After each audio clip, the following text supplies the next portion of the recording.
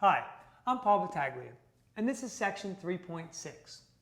Now that students have covered all the rules of differentiation, chapter 2, and they've learned how to apply some of those rules in chapter 3, specifically how to find maximums and minimums, it's time to use that in more applied situations.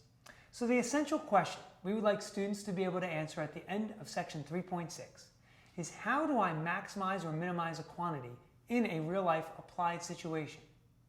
So here's a good starting point. Let's give students an example like, let's say, an open top box. And what we'll tell them is it's got a square base and it has a surface area of 108 square inches. And we're going to ask them, how can we maximize the volume of this box? Or more specifically, what dimensions would maximize the volume of this box?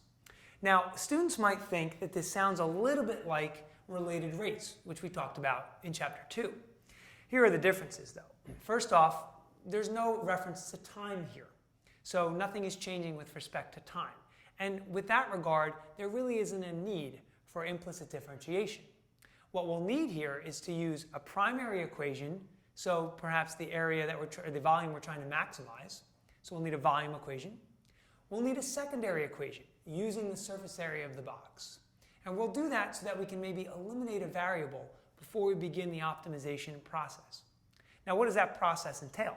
Well, if I'm going to optimize something, find a maximum, now students know that maximum becomes a code word for derivative.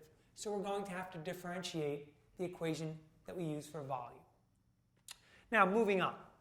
What we want students to be cognizant of throughout some of these examples is that we must still observe the extreme value theorem. Not all of these problems will work perfectly. What about the situations where domain is very important? That box example, for instance, students should innately know that when we get dimensions of a box, they can't be negative. So the math might say we get critical values at negative numbers, but we know that we have to throw those out because it doesn't make any real life sense.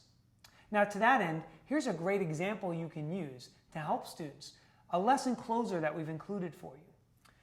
We're going to give students a rectangle, and we'll say that the rectangle has an area of 100 square units. And again, we'll ask them a similar question. Give me the dimensions that would maximize the rectangle's perimeter. So students will inevitably, or most students, go through the math, find the critical value, and you know what they're going to find out? That critical value is positive or negative 10. So they'll say, oh, we got to throw out negative 10, because a rectangle can have a side that's negative 10 units. But they'll say the maximum must occur when we have a 10 by 10 rectangle. And then ask them, okay, what's the perimeter of that rectangle?